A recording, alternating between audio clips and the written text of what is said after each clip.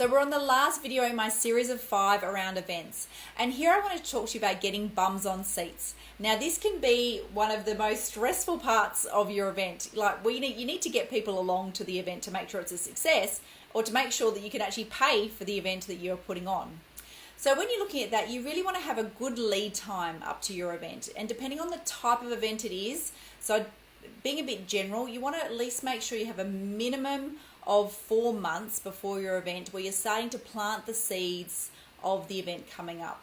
A great way for promotion is to have a registrations of interest. If it's a paid training type program where people might want to, like, I'm interested in this and I'd like to just get some more information, where it's not one of those instant purchases that they want to make and come along to.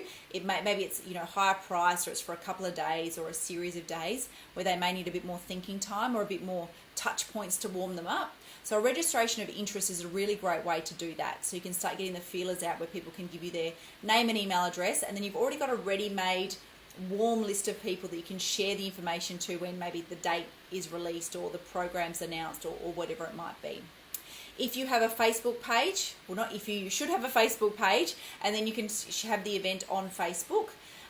Also as well, sharing it on LinkedIn. So if your audience is on LinkedIn as well, then you want to be able to share that on LinkedIn too.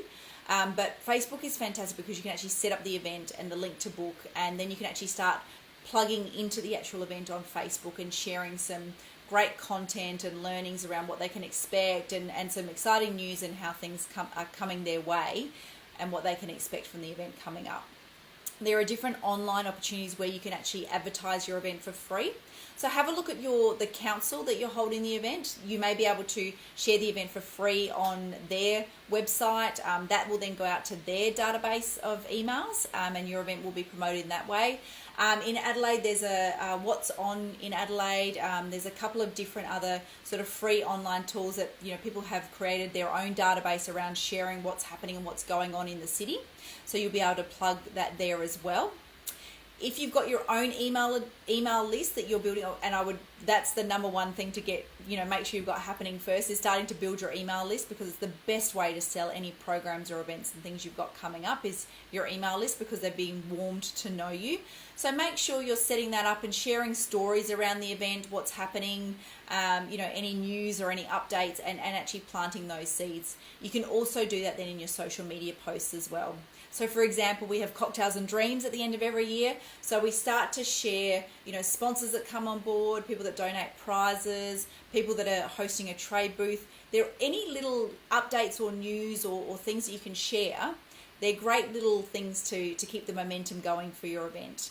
If it's a training type program, then you might want to share a series of videos that will help you promote what people will get by attending as well. So it's a great way to just give people bits of information and bits of content and learnings and tools and things they can take away, but they'll get even more value and more information by actually attending the event as well.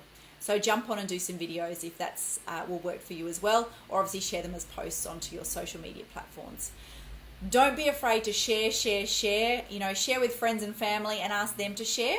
So don't be afraid to ask. Ask anyone if, would you be interested? Do you know anybody that would be? Would you mind sharing? You really want to get your event out to as many people as possible, and don't say no to any opportunities to share the event. Don't question, do I think this is okay to put this on here, or I'm not sure.